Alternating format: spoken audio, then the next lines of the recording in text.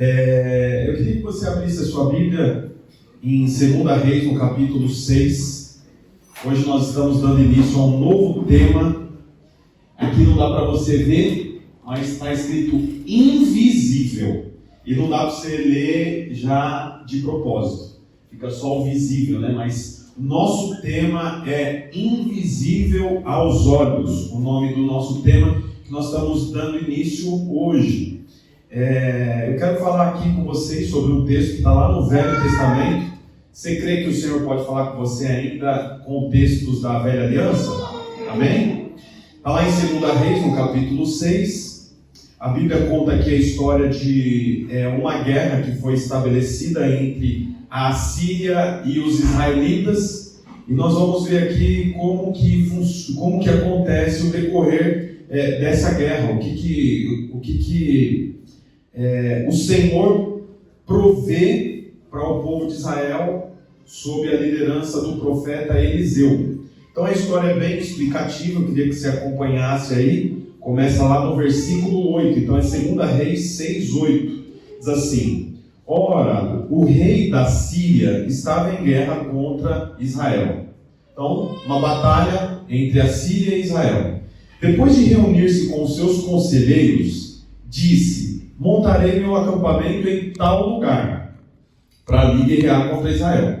Mas o homem de Deus, chamado Eliseu, mandava uma mensagem ao rei de Israel, dizendo: evite passar por tal lugar, pois os arameus estarão descendo para lá. Assim o rei de Israel investigava o lugar indicado pelo homem de Deus, Repetidas vezes, Eliseu alertou o rei, que tomava as devidas precauções. Então o que estava acontecendo? Preste atenção. Existia um desarranjo entre o rei da Síria e Israel. A Síria eram os inimigos, Israel era o povo de Deus.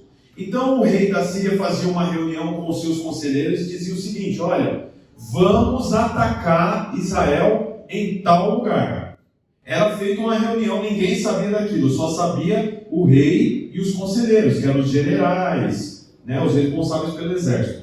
Só que o homem de Deus, que era Eliseu, ficava sabendo de uma forma espetacular, espiritual. Deus falava com ele e ele ia lá e mandava uma mensagem para o rei de Israel: olha, evite tal lugar, porque ali vai estar acampando o exército da Síria e eles vão atacar vocês. Isso aconteceu, como a Bíblia diz, repetidas vezes. Até que uma hora a Bíblia diz assim: isso enfureceu o rei da Síria. O som está normal, gente? Está normal para vocês? Tá bom? Tá? Amém. Então vamos lá. Isso enfureceu o rei da Síria, que, convocando os seus conselheiros, perguntou-lhe: vocês não me apontarão qual dos nossos está ao lado de Israel? Então ele fala: olha, é impossível que eles descubram onde está o nosso acampamento. Eu preciso saber quem aqui é o X9, né? Quem que está contando o segredo? Vocês precisam me falar. Respondeu um dos conselheiros: nenhum de nós, majestade. É Eliseu, o profeta que está em Israel, que revela ao rei de Israel até as palavras que tu falas dentro do teu quarto. Então é interessante que chegou um momento que o rei ficou inseguro e ele pensava que de repente tinha alguém próximo do lugar onde ele se reunia, ao ponto deles começarem a se reunir dentro do quarto do rei, no palácio. E aí mesmo assim, Eliseu ficava sabendo aonde eles iam se reunir. Então o rei faz uma reunião e fala: o que está acontecendo? Quem aqui é que está entregando nossa estratégia? E aí um dos conselheiros fala: ninguém está entregando, isso é coisa do homem de Deus. Até a reunião que nós fazemos no seu quarto, ele fica sabendo lá o que nós organizamos. Aí a continuação: ordenou o rei: descubra onde ele está, para que eu mande capturá-lo. Quando lhe informaram que o profeta estava em Dotã, uma cidade, ele enviou para lá uma grande tropa com cavalos e carros de guerra. Eles chegaram de noite e cercaram a cidade. O servo de Eliseu, ele tinha um moço que andava com ele e que o servia. Então o servo do homem de Deus levantou-se bem cedo pela manhã, e quando saía, viu que uma tropa com cavalos e carros de guerra havia cercado a cidade. Então ele exclamou: "Ah, meu Senhor, o que nós faremos?" O profeta respondeu: "Não tenha medo, aqueles que estão conosco são mais numerosos do que eles." Então vamos fazer uma recapitulação. Há uma guerra. A guerra é entre a Síria e Israel. A Bíblia fala que quando os assírios faziam reunião para definir como seria o plano de ataque e o lugar onde seria a guerra, Deus falava para Eliseu, e Eliseu falava para o rei de Israel: "Olha, não vai por esse caminho, evita esse lugar, porque lá eles vão estar te aguardando para ganhar contra vocês." Isso aconteceu repetidas vezes. O rei então faz uma reunião e fala: "Eu preciso saber quem é que está mentindo aqui, porque tem alguém trabalhando para Israel." Um dos conselheiros fala: "Não tem ninguém, é que o homem de Deus lá, chamado Eliseu, descobre o que nós vamos fazer antes mesmo de nós fazermos." Aí o rei de Israel, o rei da Síria, diz o seguinte: "Olha, então descobre aonde está Eliseu, porque eu vou capturá-lo." A Bíblia diz que o exército descobre, rodeia a cidade chamada Dotã, que é onde Eliseu estava. Ao amanhecer, o auxiliar de Eliseu, um moço, um servo, acorda de manhã cedo, de repente vai no banheiro ou vai escovar os dentes. Quando ele sai do local onde eles estavam, ele olha e Dotã, que é a cidade, está rodeada pelo exército sírio. Ele volta para dentro e fala para Eliseu: "Eliseu, você não acredita, o exército sírio está rodeando a gente aqui, nós estamos perdidos." Qual que é a resposta de Eliseu? "Não fique com medo. O exército que está conosco é maior do que o exército que está aí fora." Eu fico imaginando a cabeça desse menino, né? Porque assim, é uma cidade e em volta da cidade tem um exército assírio. Não tem mais ninguém lá. O menino volta pensando: "Eu vou proteger o meu senhor, né? Vou proteger o profeta." E o profeta fala: "Fica tranquilo. Tem um exército muito maior nos protegendo do que esse exército que está lá." Tem algumas observações importantes para nós fazermos até aqui. Qual observação? Preste atenção nisso. Toda vez que o rei da Síria reunia para definir qual seria o plano de ataque, Eliseu descobria, certo?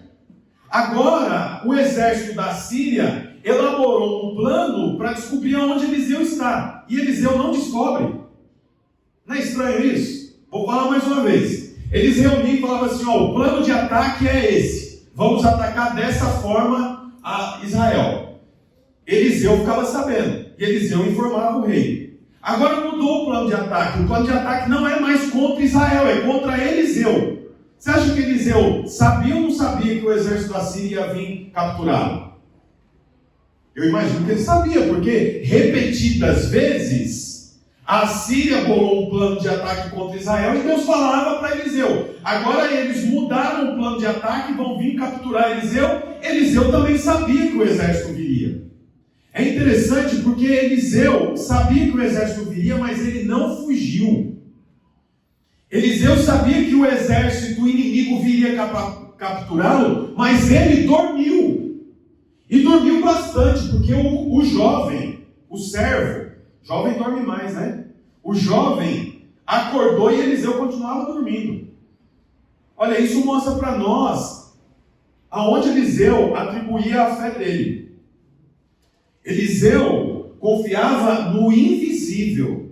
Ele sabia que ainda que ele não via, o Senhor estava guardando ele. Ele dormiu uma noite inteira de sono, descansado no Senhor. Eu quero deixar uma pergunta para você aqui. Na verdade, uma afirmação antes de uma pergunta. Qual é a afirmação? Todo mundo passa por problema. Nós temos que lidar com o mundo como ele é, não o mundo como nós gostaríamos que ele fosse. Sim ou não? Nós temos que lidar com o nosso comércio, com o nosso emprego, com a nossa escola, com a nossa faculdade, com o nosso trabalho, como ele é, não como eu gostaria que ele fosse.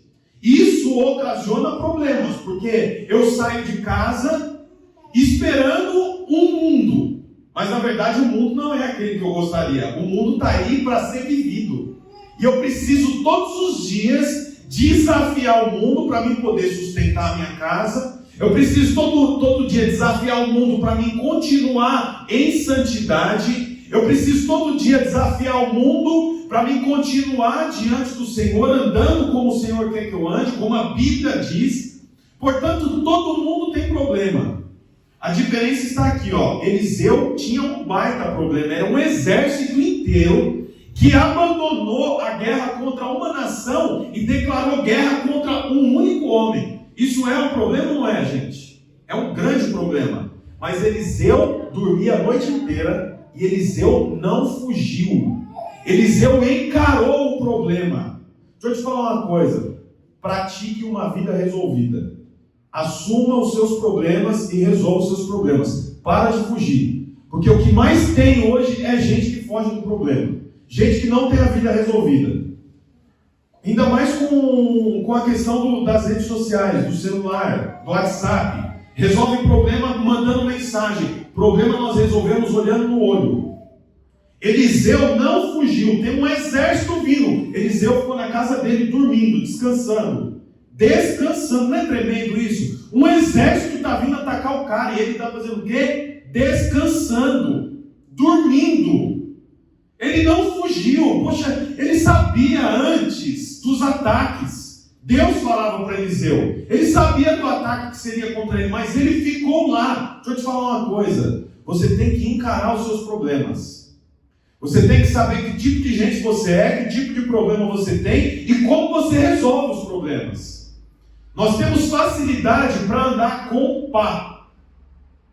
O que é a pá? A pá, ela tira a terra daqui para jogar para um outro lugar. Então eu tenho facilidade para dizer que a culpa é do fulano, a culpa é do Ortiz, a culpa é do Renan, a culpa é da igreja, a culpa é do pastor, a culpa é do líder, a culpa é do meu pai, a culpa é da minha mãe, a culpa é da empresa, a culpa é da cidade, é do prefeito. Larga a pá e pega a enxada. Começa a puxar para você o negócio. Porque não adianta nada você jogar terra para os outros. Deixa eu te falar uma coisa. Bom, vamos continuar aqui. Não vou falar coisa não. Vamos continuar. Aí, a Bíblia fala então que Eliseu ficou lá. Eliseu ficou esperando lá. Aí a Bíblia conta aqui, ó. O profeta respondeu para o menino: não tenha medo. É interessante que o medo, ele acaba sendo, preste atenção nisso, o medo acaba sendo um fator que nos mantém vivo. Por que nos mantém vivo? O medo me evita de pular de cima desse teto para o chão.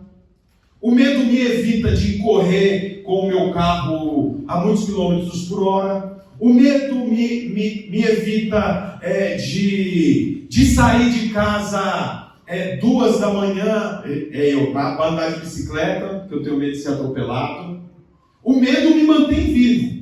Portanto, não tem problema nenhum você sentir medo. O problema está, sabe quando? Quando você é controlado pelo medo. Esse é o grande problema. O problema não é a sensação de medo. O problema é você ser direcionado pelo medo. Você sabe, o corajoso não é o cara que não sente medo, não é a mulher que não sente medo. O corajoso é quem, mesmo sentindo medo, avança. É interessante que Eliseu fala para o menino: não tenha medo. Aqueles que estão conosco são mais numerosos do que o exército da Síria. Eu fico imaginando esse menino olhando e falando: nossa, o velho está gagá. Eliseu endoideceu. Olha isso, nós estamos cercados. Olha o tanto de camelo, de carro.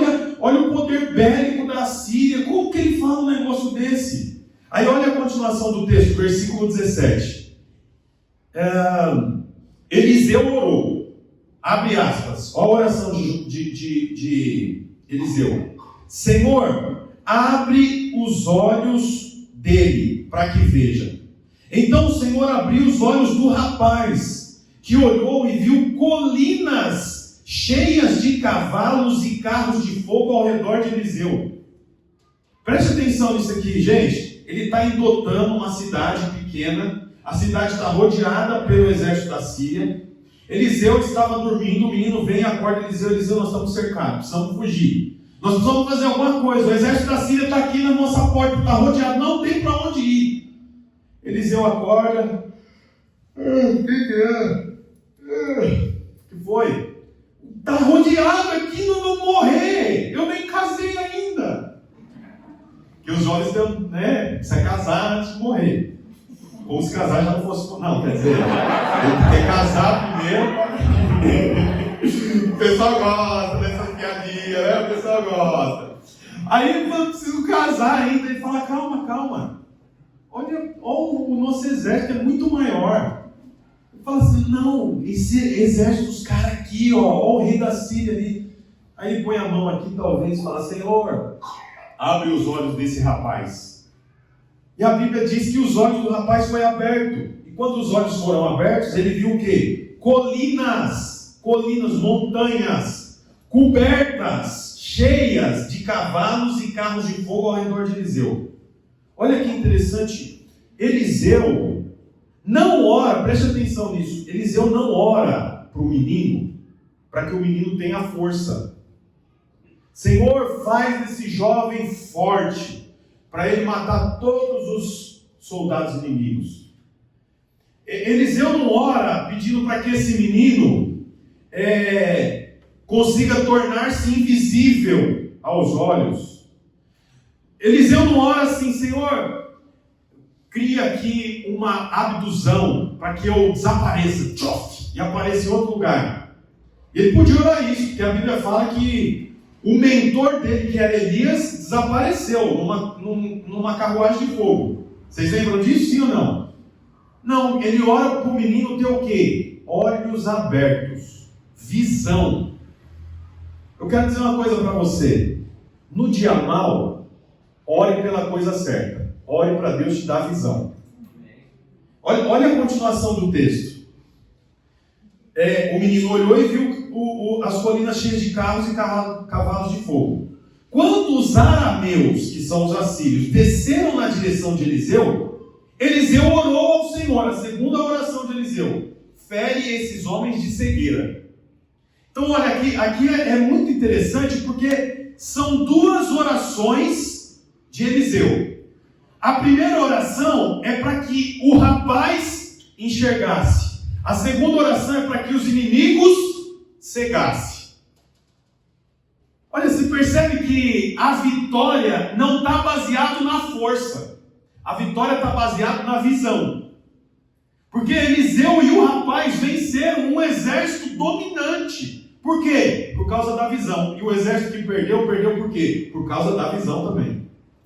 Você percebe que o essencial é invisível aos olhos. O que você vê não é essencial, o essencial é invisível aos olhos. Era um garoto com um homem sem exército, sem lança, sem arma, sem faca, sem arqueiros, sem escudo, mas eles tinham uma coisa que ninguém do exército inimigo tinha: visão. Você percebe que é interessante isso? Gente de visão avança, gente cega é derrotada. Portanto, a vitória e a derrota está no poder da visão. Eu quero fazer uma pergunta para você: qual é a visão de futuro que você tem? Você tem um plano para o futuro? Quando você para pensar daqui 2 anos, você vai estar onde daqui 2 anos? E daqui 5 anos? E daqui 10 anos? Isso fala de visão. Outra coisa que eu quero te perguntar aqui: quando você olha para a sua família, que tipo de visão você tem sobre a sua família? O que você pensa sobre a sua família? Quando você olha para o dinheiro, que tipo de visão que você tem sobre o dinheiro? Quando você sai para trabalhar de manhã, à tarde, à noite, qual é a visão que você tem sobre o seu trabalho? Por que você vai trabalhar? Porque você percebe que a vitória ou a derrota não está no poder bélico. A vitória ou a derrota não está no poder físico, não está no número de soldados, não está também no poder da mente. A vitória está no poder da visão. Quem tem visão tem vitória, ainda que seja minoria. Porque a minoria com Cristo é maioria. Eles eram minoria, mas eles estavam com o Senhor. Portanto, minoria com o Senhor é maioria. A Bíblia diz então que agora tem 2 pessoas que enxergam e um exército inteiro cego. Quer dizer, aí, vamos ver aqui, ó. Ele orou, fere esses homens de cegueira. Então, ele os feriu de cegueira, conforme Eliseu havia pedido. Eliseu lhe disse para o exército, Eliseu lhes disse, este não é o caminho, nem essa é a cidade que procuram. Sigam-me, e eu os levarei ao homem que vocês estão procurando. Olha que interessante, ele chega para o exército está procurando quem, gente? Eliseu. Eliseu chega para o exército e diz para o exército, olha gente, eu sei quem vocês estão procurando. O homem que vocês estão procurando não está aqui, mas eu vou mostrar onde ele está. Me segue. E o exército inimigo segue o perseguido sem saber que quem estava guiando ele era o homem que eles estavam procurando. Olha que nó que dá. Olha o nó que dá. Interessante, o nó começa por onde? Pela oração. Eliseu ora, Senhor, dá visão para esse menino e segue esse exército. Quer dizer, a vitória dá início na oração. A vitória, olha aqui para mim, a vitória não dá início no acompanhamento de uma pessoa. Eu tô fragilizado, porque é a igreja de onde eu vim, é a igreja onde eu estou. O pastor não chama a gente para tomar café. Eu estou fragilizado porque não tem ninguém me ajudando, porque não tem ninguém me dizendo a direção que eu tenho que ir. É porque eu sou negro, é porque eu sou japonês, é porque eu sou gordo. Ninguém nessa igreja, ninguém gosta de gordo. É porque eu sou muito magro, nessa igreja ninguém gosta de... Porque eu sou muito pobre. Para de bobagem e começa a orar, porque a vitória começa na oração. Ele ora lá, Senhor, dá visão para esse, Senhor, cega esse. A vitória começou ali, na oração. E para orar, você não precisa de ninguém do seu lado. Para orar, você precisa ter fé o suficiente para falar com o invisível. Você tem fé o suficiente para falar com o invisível? Porque aí começa a vitória. Porque tem um monte de gente que usa pá. A culpa é do fulano, a culpa é do ciclano, a culpa é do irmão que comprou um carro novo, a culpa é do... Para de mimimi, porque nós vivemos num tempo de mimimi, não é verdade? Sim ou não? Mimimi, é um monte de mimimi, né, Gil? Eu sou careca, olha quem tem culpa que seu cabelo caiu? Meu cabelo é de Black Power. Você tem vergonha? Corta! Mas aí eu fico careca, então morre! Se não dá para ter nem grande nem curto, a pessoa vive num mimimi que é impossível suportar isso. É ou não é verdade? Estou falando bobagem, irmão? Sim ou não? Então a Bíblia diz aqui, que eles estavam com um baita problema. Tem um exército lá fora. O que eles fazem? Vamos orar. Orar pelo quê? Para a gente ficar mais rico? Para a gente ficar mais bonito? Para chover armas poderosas? Não, para ter visão. Agora Eliseu vai lá de frente com o exército e fala para o exército assim, o homem que vocês estão perseguindo não está aqui, mas eu vou mostrar onde ele está, me segue. E o exército agora segue Eliseu. O exército virou exército de Eliseu. Agora Eliseu está guiando o exército que estava atrás dele. A coisa inverteu pelo poder da oração e pelo poder da visão. Aí o texto continua aqui, Eliseu, versículo 20. Assim, deixa eu terminar o versículo 19 aqui. Este não é o caminho nem a cidade que procura. Sigam-me e eu levarei ao homem que vocês estão procurando. E os guiou até a cidade de Samaria. Assim que entraram na cidade, Eliseu disse, Senhor, abre os olhos destes homens para que possam ver. Então o Senhor abriu-lhe os olhos e eles viram que estava dentro de Samaria. Então o que é Samaria? Samaria era a capital de Israel. Samaria era onde ficava o exército de Israel. O que Eliseu fez? Preste atenção nisso. O que Eliseu fez? Eliseu orou para que o inimigo ficasse cego, guiou o exército inimigo até dentro da cidade de Israel. Quando eles chegaram em Israel, ele falou, abre os olhos desse povo, do exército. Eles abriram os olhos. Quando eles abriram os olhos, eles viram que eles estavam aonde? Dentro de Samaria. Então eles ficam todos apavorados. Por quê? Porque Samaria é onde ficava o exército de Israel. Eles olham para o lado e falam, como nós chegamos até aqui? Os inimigos não dão nem conta de saber como chegaram até lá. Aí aparece quem agora na história? O rei de Israel. Olha o versículo 21. Quando o rei de Israel os viu, perguntou a Eliseu: devo matá-los? Aí Eliseu respondeu: não. O rei costuma matar prisioneiros que foi capturado com espada e arco. Ordeno-lhes que sirvam comida e bebida e deixe que comam à vontade e voltem ao seu senhor. Então o rei preparou-lhe um grande banquete e, terminando eles de comer e beber, mandou-os de volta para o seu senhor. Assim as tropas da Síria pararam de invadir o território de Israel. Então o que aconteceu? Eliseu ora para que o exército da Síria ficasse cego. Agora que eles estão cegos, ele guia o exército até Samaria. Quando chega em Samaria, o exército cego, o rei de Israel olha e fala: Eliseu, você trouxe eles para nós, vamos matá-los? Aí Eliseu diz o quê? Nós podemos matar aqueles que foram capturados com espadas ou com lanças. Esses aqui não foram capturados desse jeito. Dá para eles comida. Olha que loucura que está acontecendo aqui.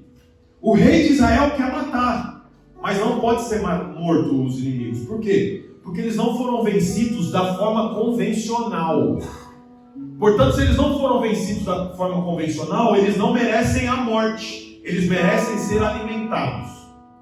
O que eu quero dizer para você com isso tudo? Talvez você olhe para a sua vida e você não vê um jeito de vencer o desafio que você está. Você olha para a sua vida e você pensa: eu resolveria isso ganhando o dobro do que eu ganho hoje. Se eu ganhasse R$5.000, cara, mas minha vida ia ser outra. Aí você olha para a sua vida e fala: meu problema é a minha sogra que mora no fundo da minha casa.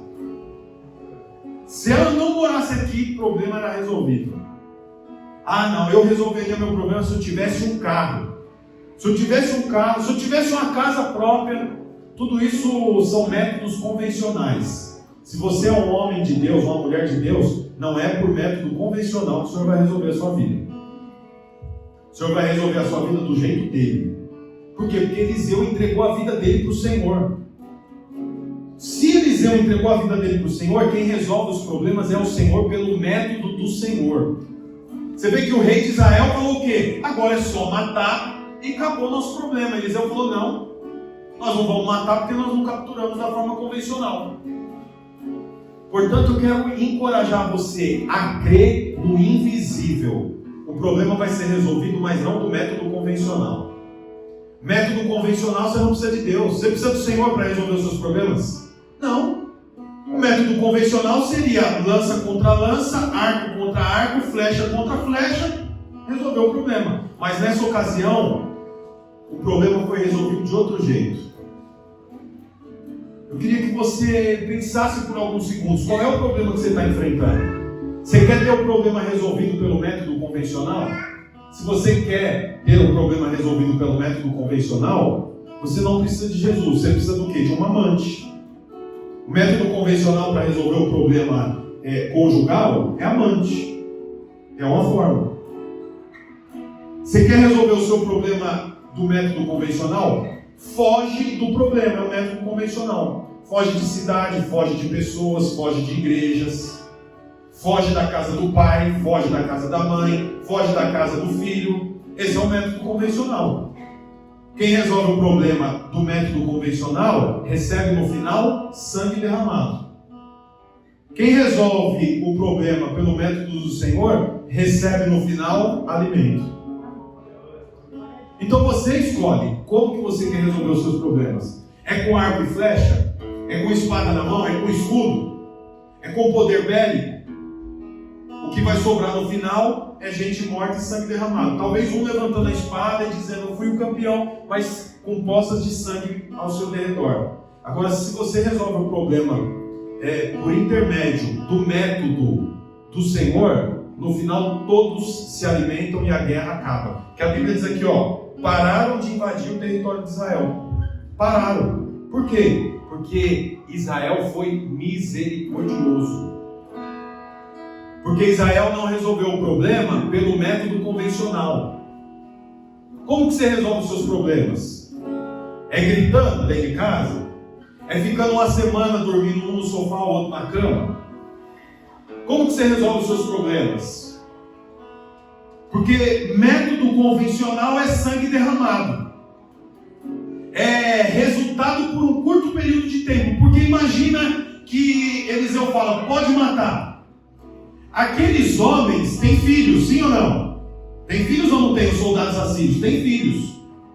Os soldados assírios que seriam mortos têm cunhado, tem pai, tem amigo. Quando chegasse a notícia na Síria que aconteceu uma atrocidade com o exército sírio, o que eles fariam? Uma invasão ainda maior. Ah, mas morreu todos os soldados. Então todos os soldados mortos agora têm que aguardar pelo menos mais 15 anos para que seja formado um novo exército. Mas o derramamento de sangue não acaba, a batalha não acaba.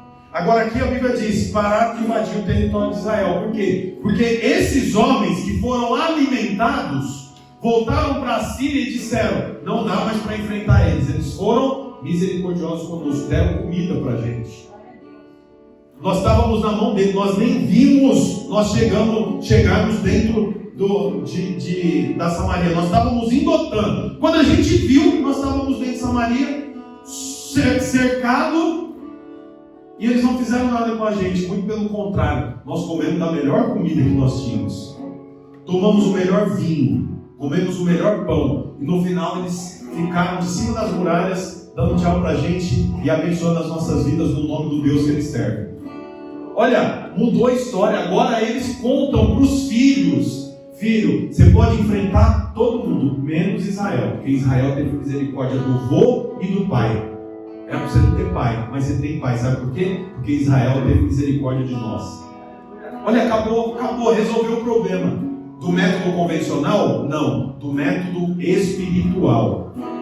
Quero te fazer uma pergunta, como que você resolve os seus problemas? Do método convencional ou do método espiritual? Para resolver os problemas do método espiritual, você precisa ter duas coisas: fé para orar, pedindo para o invisível, e fé para ter a visão adequada, ver como o Senhor vê, ver pelo ângulo do Senhor. Comece a ver pelo ângulo do Senhor. Olha, quanto tempo faz que você perdeu a sua visão sobre Jesus? Você perdeu a sua visão sobre fé. Quando você vai orar, você nem acredita mais que o Senhor está ouvindo, que o Senhor está vendo, que o Senhor pode te atender. Sabe por quê? Porque perdeu a visão. Eu creio em nome de Jesus que hoje é o dia de você voltar a ter a visão adequada, voltar a ver do jeito certo, voltar a ver como Cristo vê. Nós temos que ver como Cristo vê. Nós temos que ver como o Senhor vê. O Senhor teve misericórdia de você, você também tem que ter misericórdia. A Bíblia fala assim que uma ocasião Jesus estava com os discípulos indo para uma cidade. Jesus fala para 2 discípulos, vai na frente e vai preparando um lugar para a gente dormir. Eles chegam numa hotelaria e falam assim, precisamos de um lugar para tantas pessoas. O dono da hotelaria fala, eu não posso te hospedar. Mas por que você não pode hospedar a gente? Porque vocês têm jeito de quem vai para Jerusalém. Não tem espaço para vocês. Eles foram discriminados. Os 2 que foram na frente para preparar o lugar de dormir voltam para Jesus e falam, Jesus, você não acredita, fomos discriminados. Disseram que não tem espaço para a gente lá no lugar onde nós procuramos. Mas nós temos a solução, os 2 dizem.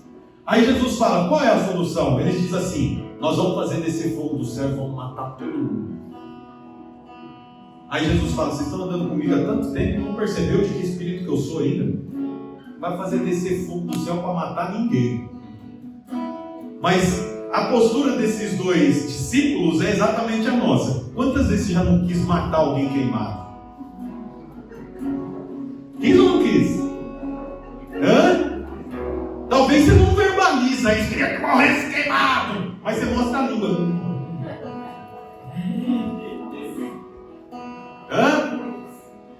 Ou às vezes vai, se dane. Todas essas falas aí ele traduz assim, morre queimado. avião na tua casa. Eu lembro de uma priminha que tinha que fazer alguma coisa e falava: tomara que caia um avião na sua casa. Olha, deixa eu te falar uma coisa. Esse espírito não é o espírito do Senhor. O espírito do Senhor é dar comida. Ao invés de dar a espada, dá comida. Ao invés de arrancar os olhos e deixar cego, dá comida. Ao invés de cortar o pé, dá comida. Deixa eu te falar uma coisa. Nós somos daqueles que alimentam. Nós não somos daqueles que matam. Portanto, nós damos comida. Nós damos comida para o homossexual. Nós damos comida para o traficante. Nós damos comida para o mentiroso. Nós damos comida para o orgulhoso. Nós damos comida. E à medida que eles comem dessa comida, a vida deles são transformadas. Eles deixam de ser inimigo e se tornam parte do exército de Israel. Aí você quer dizer então que você aceita? Nós aceitamos todo tipo de gente. Nós não aceitamos todo tipo de padrão de vida. Gente, nós aceitamos todos. Agora, padrão de vida, nós seguimos o da palavra. Se você vive amasiado, não é casado, é juntado, tem espaço para você aqui. Não é o padrão que nós aprovamos, porque a Bíblia não aprova, mas tem espaço para você. Se você, quando está estressado, fuma uma maconha, cheira uma cocaína, tem espaço para você aqui também. Nós não aprovamos a sua conduta, mas tem espaço para você. Como que você vai parar de fazer isso? Como que você vai parar de falar palavrão na hora que você fica nervoso? Comendo a comida que nós comemos aqui. A comida que Israel comia transformou o exército da Síria. Em Samaria foi dada comida para o exército da Síria. Qual comida? A comida que Israel comia. Foi o suficiente para toda a ira da Síria ser transformada em paz. Por quê? Por causa da comida. Sua vida é alterada baseada naquilo que você come. Quero te falar uma coisa. O que você tem comido? Qual que é a sua comida? A comida de Israel tirou todo o ódio, toda a ira, toda a raiva da Síria e transformou em quê? Em paz. Agora eles eram aliados. Comer a comida certa tira de você o medo. Comer a comida certa tira de você a ansiedade. Comer a comida certa tira de você a insegurança. Portanto, coma a comida certa. Para de ficar ouvindo gente fofoqueira. Para de ficar ouvindo gente que só serve para criticar. Está assim de gente que só critica. É engraçado que eu gosto de futebol. Eu gosto mesmo quando, não sei você, está passando lá o gol. Às vezes eu nem, o reprise do gol, eu não fico olhando para o gol, fico olhando para a torcida que fica atrás. É engraçado, né? Porque a torcida vai assim e ela vibra junto e tal, é bem legal. Mas torcida é um problema, porque ela fica sentada na arquibancada, com um copo de cerveja, com um amendoim, vendo 22 homens lá no campo correr atrás de bola. O cara passou a bola, desgraçado! Eu não acredito! Perdeu um pênalti! Morre! Aí depois ele mete a mão no saquinho de amendoim, come o amendoim dele e toma cerveja. Arquibancada, tá assim de arquibancada, ó. Ah, o que o pastor falou! Essa igreja preta, com pouca luz. Esse pastor aí que se acha. Olha lá, olha o carro dele, olha o carro dele.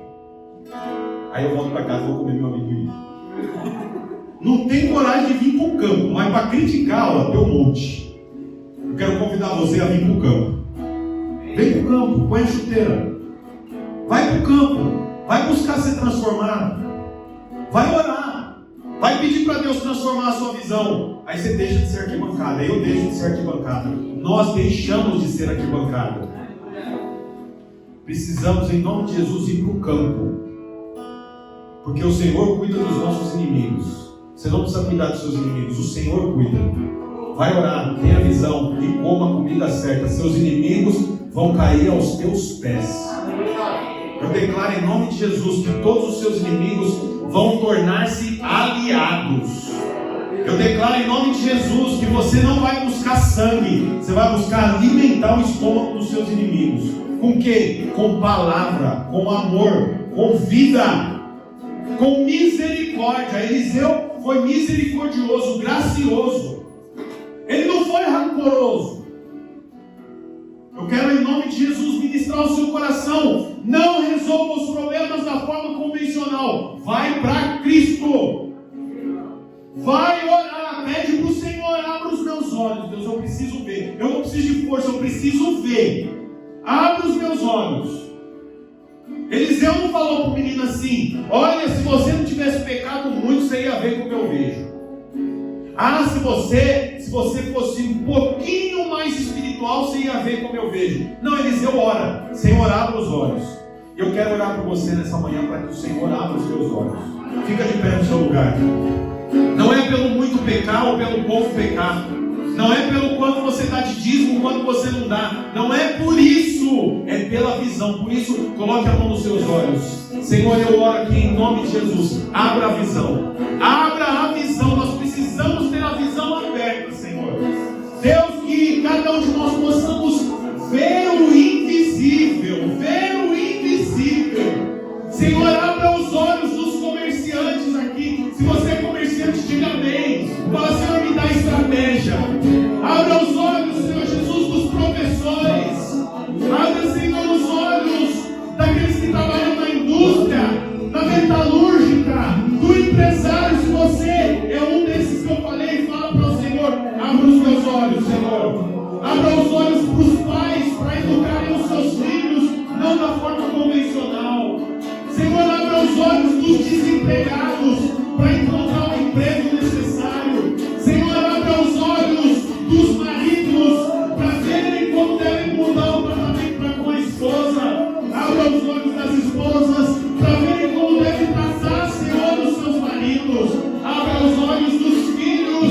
Abra os nossos olhos. Abra os nossos olhos, Senhor. Estou seguro. O impossível eu não temo mais. Tua presença eu abençoo, Pai. Eu abençoo a vida de cada um, Pai. Eu abençoo a vida de cada um que está aqui nessa manhã. E eu declaro sobre o seu comércio, sobre o seu negócio, sobre o seu empreendimento, sobre a sua família, sobre os seus filhos, sobre o seu marido, a sua esposa, sobre o seu futuro. Eu não declaro força, eu declaro visão.